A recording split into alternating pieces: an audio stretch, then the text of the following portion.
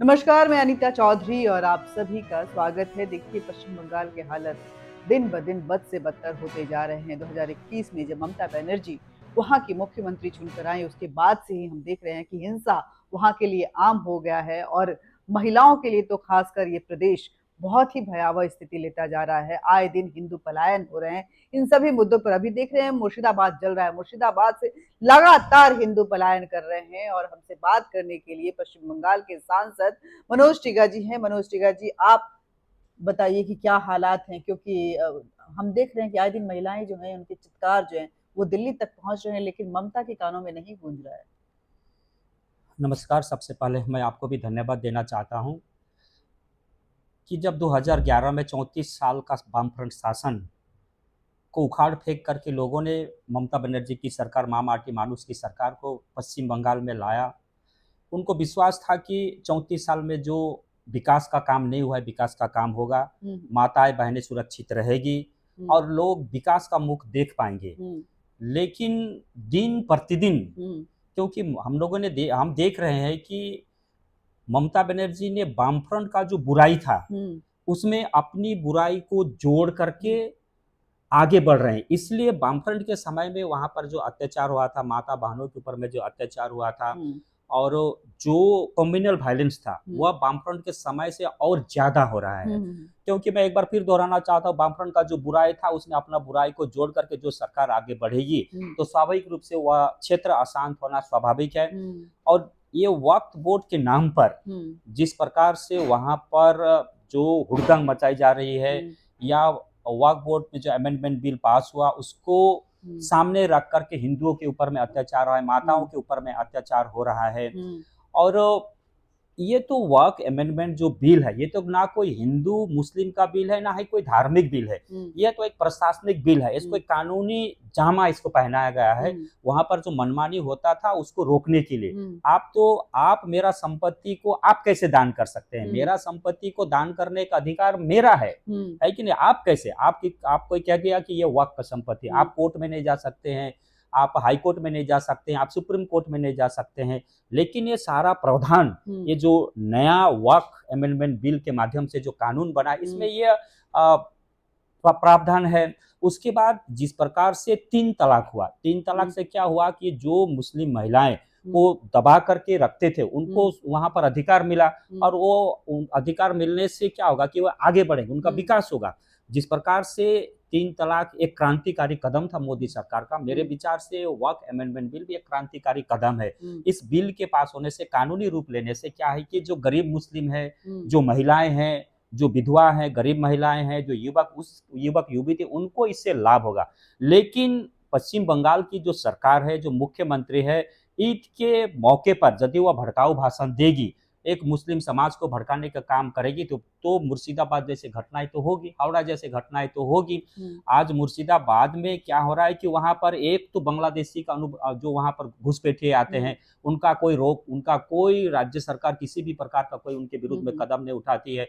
Burma से Rohingya आकर के बंगाल में बैठ बैठ गए, हम्म। विशेष करके मुर्शिदाबाद, साउथ 24 परगना, मालदा, इस हम्म। क्षेत्र में आकर के बैठ गए। और बांग्लादेश के जो मुस्लिम है वो तो आते जाते रहते हैं, यहाँ पर आकर बैठ रहे हैं। यहाँ पर ये टीएमसी सरकार की मदद से यहाँ पर वो लोग आधार कार्ड बना रहे हम्म। हैं और वहाँ पर एपिक बन रहा है, वहाँ पर वोटर आई कार्ड बन रहा है। और सारे देश में, केवल मुर्शिदाबाद या बंगाल में नहीं, सारे देश में घूम करके आतंकी जो क्रियाकलाप है उनको आगे बढ़ा रहे हैं, जितने भी बांग्लादेश में अनैतिक काम तो है। ये जो मुस्लिम संख्या इतनी बढ़ती जा रही है अचानक से वहां पे, और हिंदुओं का पलायन बहुत जबरदस्त तरीके से वहां पे, अभी हमने देखा कि मुर्शिदाबाद से भी जो खबरें आ रही हैं, करीब 1000 हिंदू परिवार जो है वहां से पलायन करके मालदा के किसी स्कूल में शरण लिए हुए हैं। क्या ममता बनर्जी को इसके ऊपर एक्शन नहीं लेती हैं?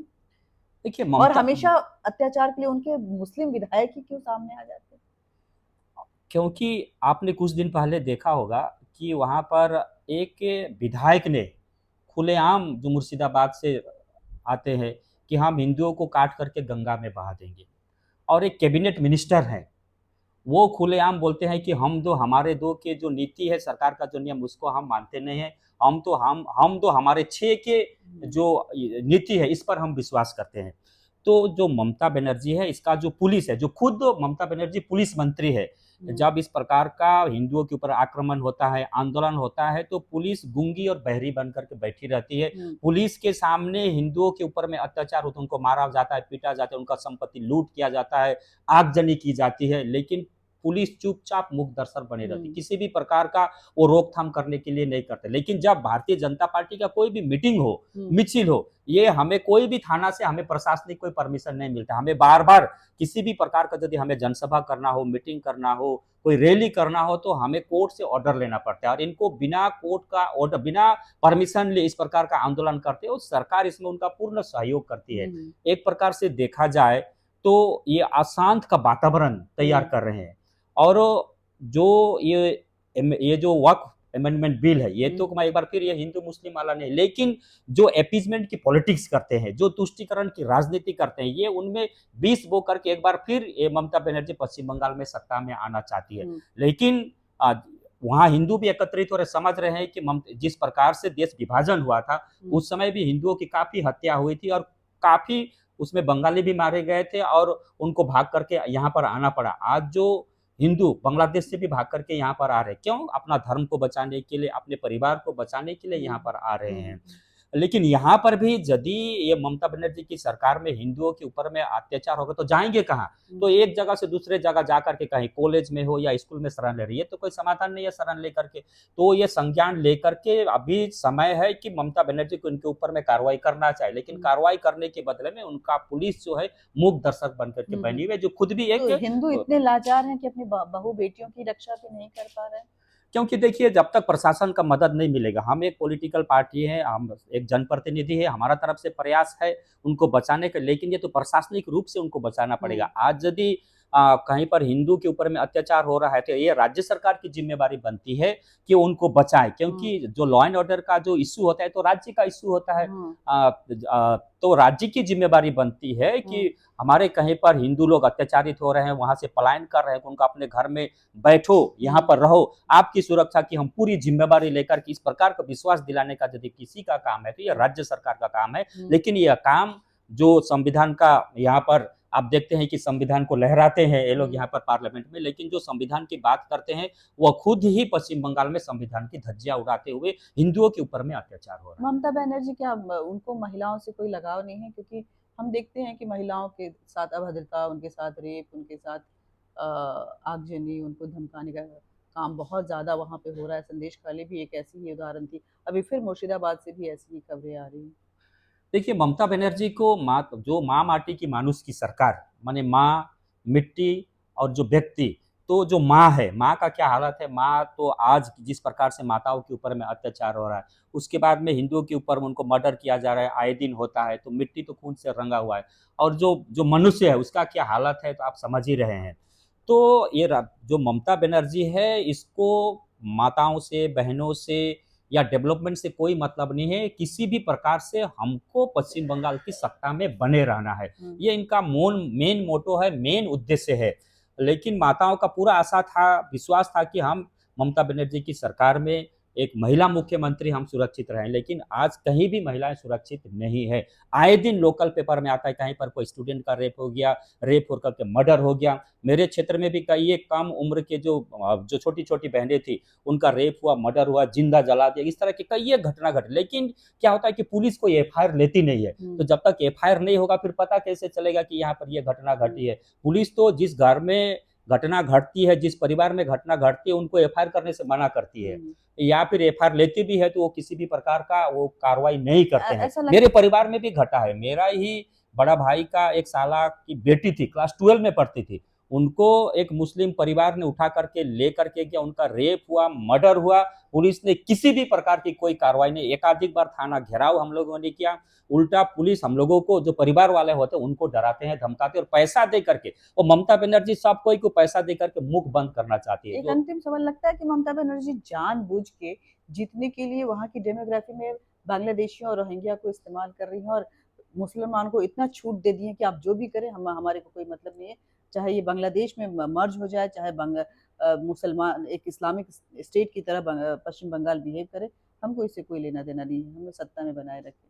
डेमोग्राफी इतनी चेंज हो गई है। बिल्कुल, ममता बनर्जी का तो एक ही उद्देश्य है कि डेमोग्राफी जो बॉर्डरिंग इलाका है, उनका तो डेमोग्राफी इतना चेंज हुआ है कि आप वहाँ पर जाएँगे तो वोटर लिस्ट में अस्वाभाविक रूप से मतदाताओं की संख्या में वृद्धि हुई है। और उनका एकमात्र मोटो है कि सत्ता में बने रहना।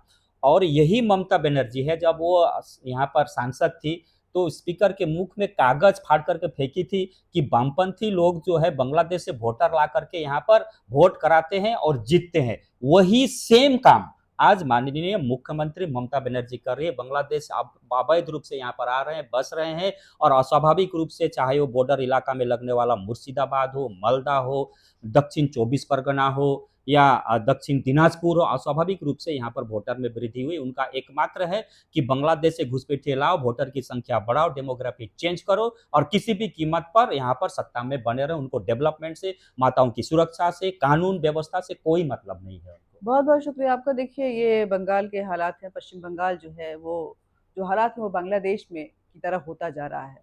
ममता बनर्जी को इससे कोई फ़र्क नहीं पड़ता, उनको सत्ता में बने रहना है और कहीं न कहीं ये जो सीमावर्ती इलाका है जो बांग्लादेश को टच करते हैं, जैसा कि इन्होंने बताया 24 परगना, चाहे मुर्शिदाबाद या अन्य क्षेत्र, उनकी डेमोग्राफ़ी इतनी बदल गई है और ये कहीं न कहीं एक साजिश का नतीजा भी नज़र आ रहा है क्योंकि सत्ता सबसे ज़रूरी होती है। जय हिंद।